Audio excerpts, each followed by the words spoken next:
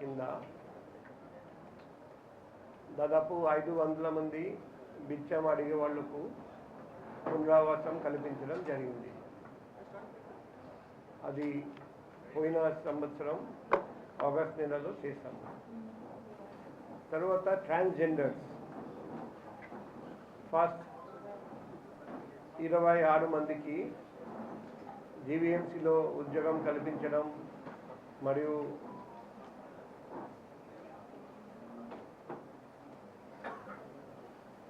Shop పెట్టించడం, తర్వాత జ్యోతిర్గమ canteen మహిళా police స్టేషన్లో ఓపెన్ చేయడం, ఇంకా 20 మంది ట్రాన్స్జెండర్స్కి ఈ నెల 20 తర్వాత మళ్ళీ జీవీఎంసీలో ఉద్యోగం కల్పించడానికి ప్రోగ్రామ్ ఈరోజు నుండి స్టార్ట్ చేస్తున్నాం. ఇప్పుడు మన ప్రపంచంలో, మన దేశంలో, మన రాష్ట్రంలో, మన నగరంలో చాలామంది నేరస్తులు ఉన్నారండి. నేర చరిత్ర గల మనుషులు జీవితంలో ఏదో ఒక టైం నేరం చేసిన వాళ్ళు, నేరం చేసిన తర్వాత కోర్టులో ట్రయల్ జరిగింది, కన్విక్షన్ కూడా జరిగింది, జైలు శిక్ష కూడా అనుభవించారు, తర్వాత జైలు నుండి బయటికి కూడా వచ్చారు. ఇప్పుడు మనం ఆ వ్యక్తిని చూస్తాము. ఆ వ్యక్తి, ప్రతి వ్యక్తి వెనకాల ఒక కుటుంబం కూడా ఉంది. ఆ కుటుంబం అంటే భార్య, పిల్లలు, తల్లిదండ్రులు, అప్పుడప్పుడు అన్న తమ్ముళ్ళు, అక్క చెల్లెలు కూడా ఉన్నారండి. ఇప్పుడు నేరం చేశారని, జైలు శిక్ష అనుభవించారని ఒకసారి బయటికి వచ్చిన తర్వాత సమాజంలో మర్యాదగా బతకడానికి అవకాశం ఉండదు. ఆ పరిస్థితుల్లో చాలామంది వేరే మార్గం లేక, బతకడానికి వేరే అవకాశం దొరకక మళ్ళీ నేరం చేస్తారు. అందుకే ఈ మిషన్ జ్యోతిర్గమ కింద వాళ్లకు కూడా ఇంకొక అవకాశం ఇవ్వడం. అలా చేస్తే ఇప్పుడు ఈరోజు మేము 25 మంది అటువంటి ఎక్స్ కాన్విక్ట్స్కి మర్యాదగా బతకడానికి అవకాశం కల్పిస్తున్నాం. మా పక్కన ఉన్నవాళ్ళు వాళ్ళ సహకారంతో బ్యాంక్, తర్వాత మోటార్ కంపెనీ, ఇంకా సైకియాట్రిస్ట్, సైకాలజిస్ట్, వాళ్ళు అందరూ హెల్ప్ చేస్తే ఈరోజు మేము 25 మంది ఎక్స్ కాన్విక్ట్స్కి, అందులో 9 మందికి ఆటో, మిగతా 16 మందికి షాప్ పెట్టించడం. వాళ్ళు అందరూ మర్యాదగా బతకాలి, మర్యాదగా డబ్బు సంపాదించాలి, మరొకసారి నేరం వైపు చూడకూడదు, నేరం గురించి ఆలోచించకూడదు. ఆ ఉద్దేశంతోనే ఇది చేయడం జరిగింది. మన ఊళ్ళో ఇంకా చాలామంది ఎక్స్ కాన్విక్ట్స్ ఉన్నారండి.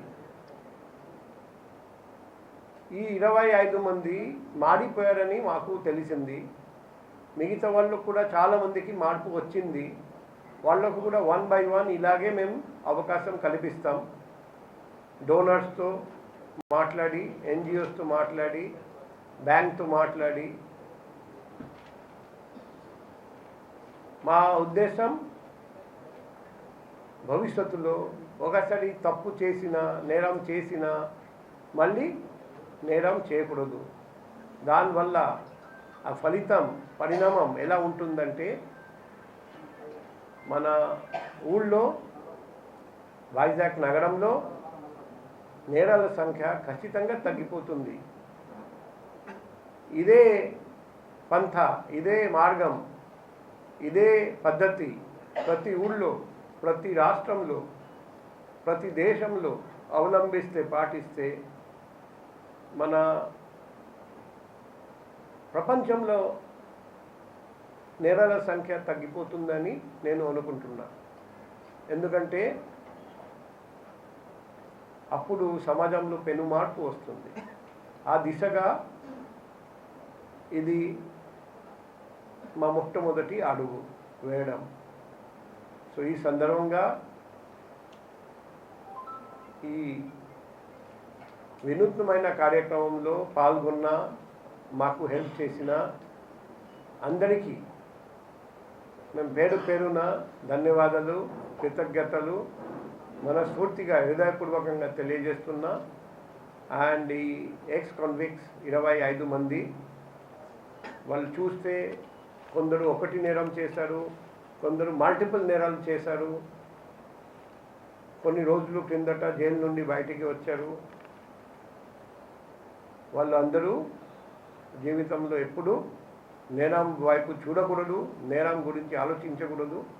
అది కూడా వాళ్ళకు చెప్తున్నాం.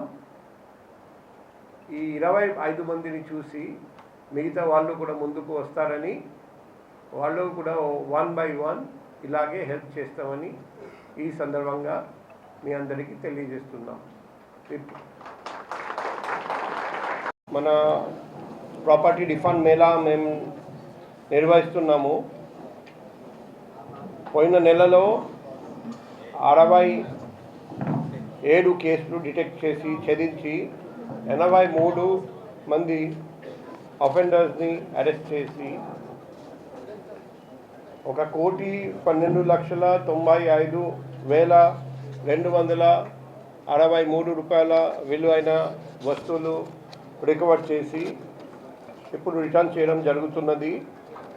అందులో బంగారం 926.555 గ్రాములు, వెండి 3 కేజీలు 520.94 గ్రాములు, క్యాష్ 4,77,013 రూపాయలు, 12 motor cycle, 1 auto, 1 lorry, 312 mobile phone, 1 laptop and coal bag, లారీతో కోల్ దొరికింది 33 టన్. సో ఈ రికవరీ చూస్తే maximum recovery Gajuwaka police station, crime police station 23,77,500 రూపాయలు. Number 2 PM Palem 10,45,000. మూడోది 3 టౌన్ 8,22,000 రూపాయలు విలువైన సామాన్లు వాళ్ళు రికవర్ చేశారు. అండ్